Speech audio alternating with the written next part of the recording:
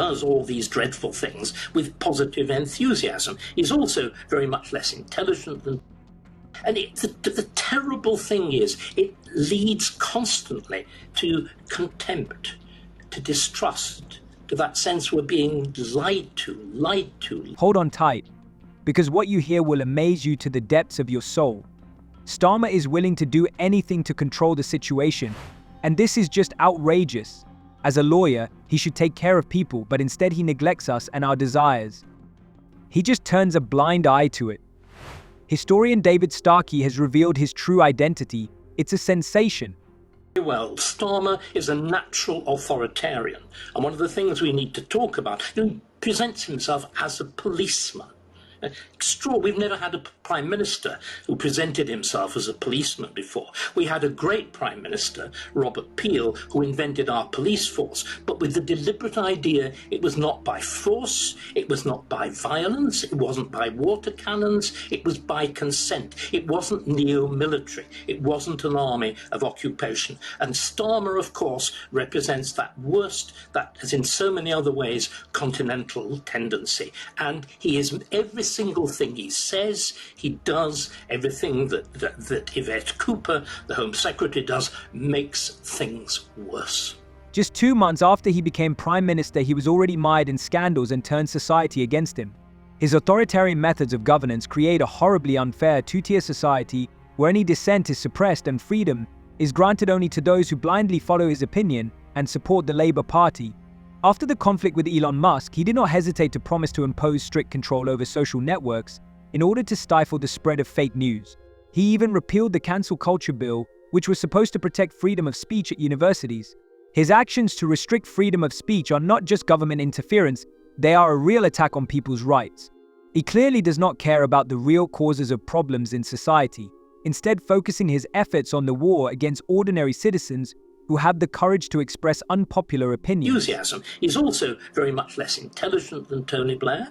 He absolutely lacks Blair's skills at communication. He's wooden, he's dull, he's a second-rate mind. It's even worse than somebody like Yvette Cooper. You know, Yvette Cooper's quite extraordinary. She contrives both to be mousy and schoolmistressy at the same time. It's very difficult. What else can you say? What moments like this demand is a degree of open-mindedness, of, yes, thumb down hard on the violence, but say, as Blair brilliantly did, I feel your pain, as Clinton did, I feel your pain.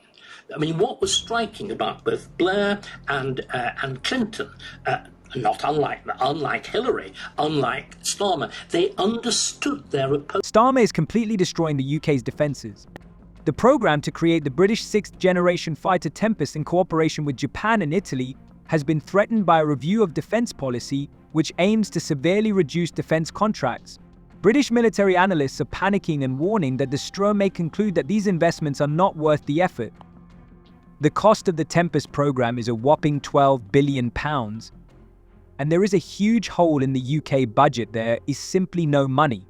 During the 14 years of Conservative rule, astronomical sums were spent on various types of weapons, but all these projects turned out to be just an empty formality, which led to the formation of a gigantic state budget deficit.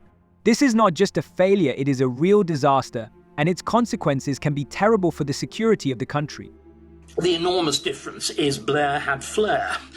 Starmer has no flair whatever. Moreover, Blair was elected genuinely on, I didn't share in it. I mean, let me reminisce a little how I reacted on election night 1997. I knew what was coming, and I spent most of it with my head down a lavatory, being exceedingly sick after drowning my sorrows in champagne. I knew what was coming, but at least there was that sense of openness, of something different. What Starmer represents, although he's constantly used the word change, he simply represents an intensification of what we had before.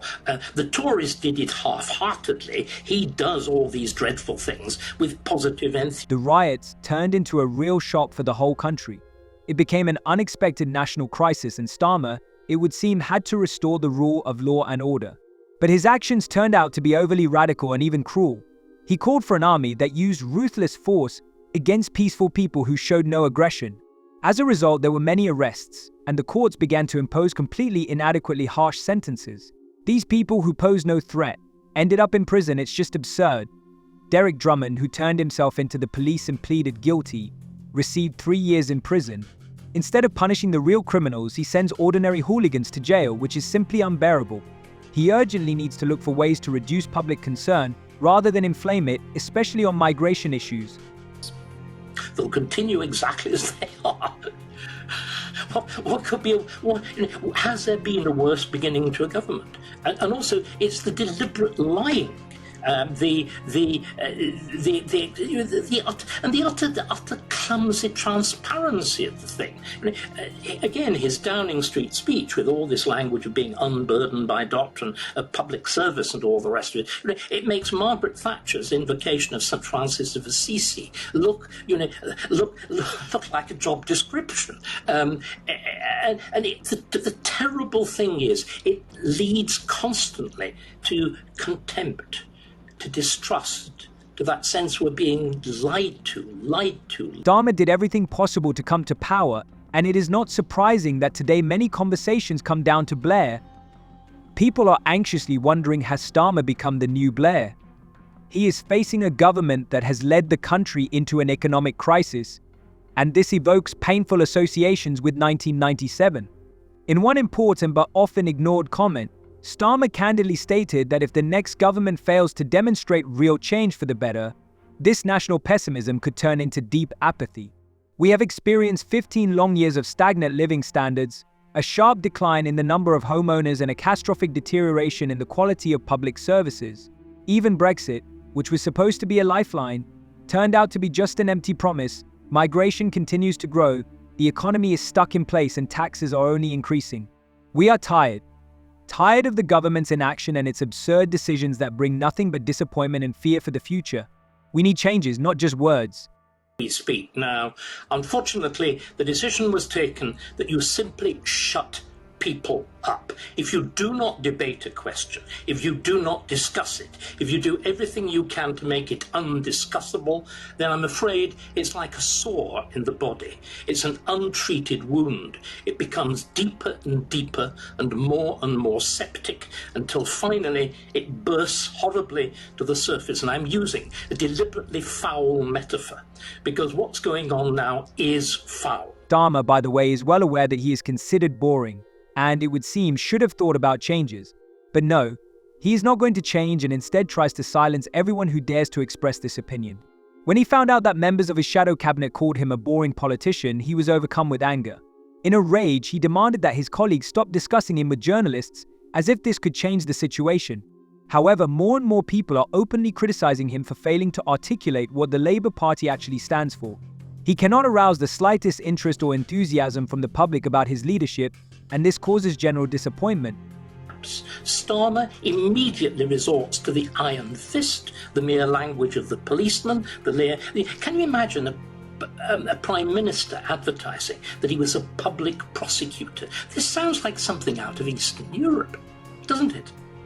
A chief of staff who was the enforcer within the cabinet office, Sue Gray, with an awful smell of Northern Irish politics around her. In other words, it's his extraordinary partisanship, whereas Blair, I think, was deeply partisan, but was he clever at concealing it? The British police stubbornly ignored the fact that most of the protests were peaceful. Only a small group of radicals took part in clashes with the police. And what did Starmer do as leader of the opposition in Parliament? He approved of the participants in the large-scale riots caused by the Black Lives Matter movement. Large-scale violence, destruction, dozens of injured police officers, and significant damage to both private and municipal property, desecration of historical monuments, all this does not cause him any alarm. Today, illegal migrants are accommodated in hotels, the maintenance of which costs enormous sums, and commit crimes, but the police seem to turn a blind eye to this. The only official who dared to urge the government to treat the protesters' demands fairly is Donna Jones, the police commissioner. Starmer could have stopped the demonstrators by listening to them and drawing attention to the real problems of ordinary people concerned about the increase in crime among migrants. Instead, he does not hesitate to call the demonstrators extremists. What do you think about this video? Share your thoughts in the comments. See you in the next video.